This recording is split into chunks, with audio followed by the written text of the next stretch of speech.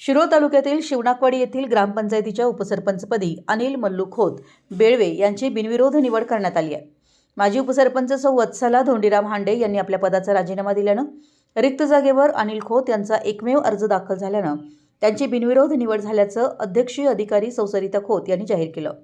सचिव म्हणून ग्रामसेवक व्ही टी कोळी यांनी काम पाहिलं। निवडीनंतर अनिल खोत म्हणाले की माझ्यासारख्या सामान्य माणसाला उपसरपंच पदाची संधी दिली।